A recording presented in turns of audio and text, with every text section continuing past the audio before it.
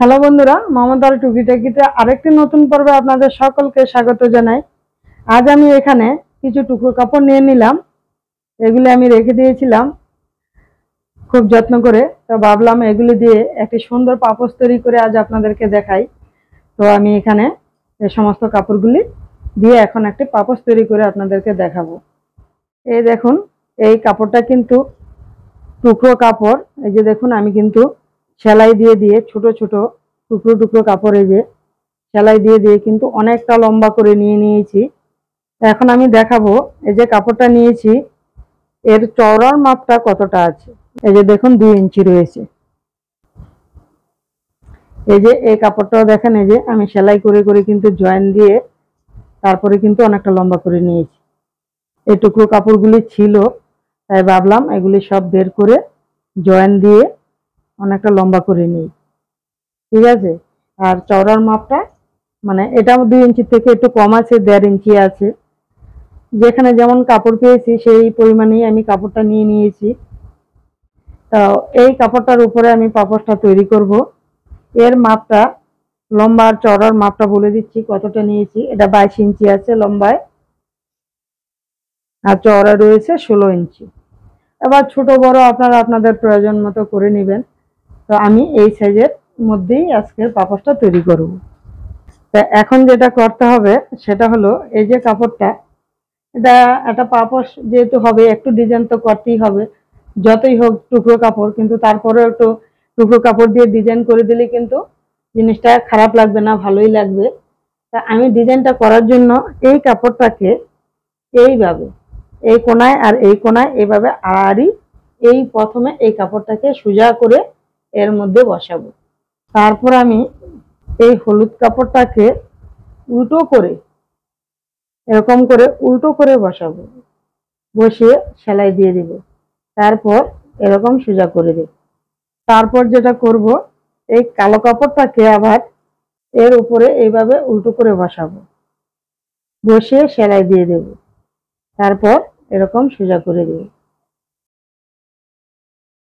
তো এরকম ভাবে এই সাইডটাকেও মেকআপ করে নিব, এই সাইডটাকেও কিন্তু এই একই সেম ভাবে ডিজাইনটাকে আমি প্রথমে সেলাই করে সেট করে নিব।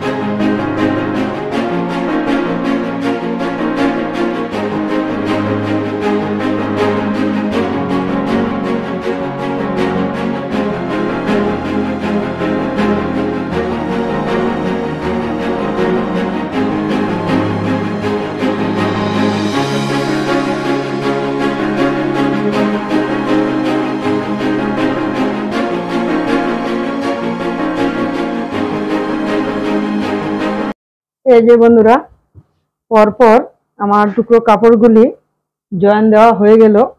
এখন এর চারপাশে যে বাড়তি কাপড়গুলি আছে এগুলি কেটে ফিনিশিং দিয়ে দিতে হবে। আর কাটার জন্য এইভাবে উল্টিয়ে নিলে সুবিধা হবে কাটিং করতে।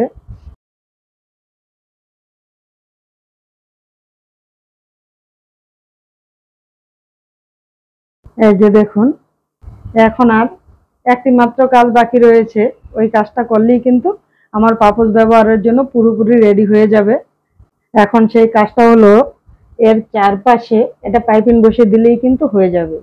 তো পাইপিংটা আমি এই কাপড়টা দিয়ে বসাবো। এই যে দেখুন, এই কাপড়টা চারপাশে বসিয়ে দিলে কিন্তু বেশ সুন্দর ফুটবে। আর পাইপিং যখন বসাবো তখন কিন্তু এইভাবে উল্টো করে নিতে হবে। এই যে এইভাবে উল্টো করে ধরে সেলাই দিয়ে তারপর এটাকে সোজা দিকে নিয়ে নিতে হবে।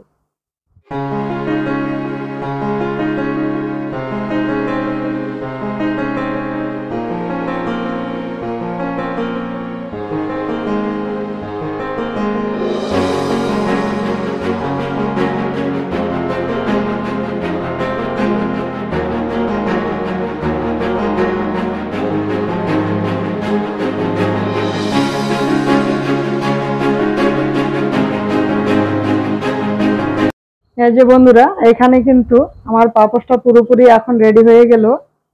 এই যে দেখুন উল্টো দিকটা অনেকটাই শক্ত এবং মজবুত হয়েছে।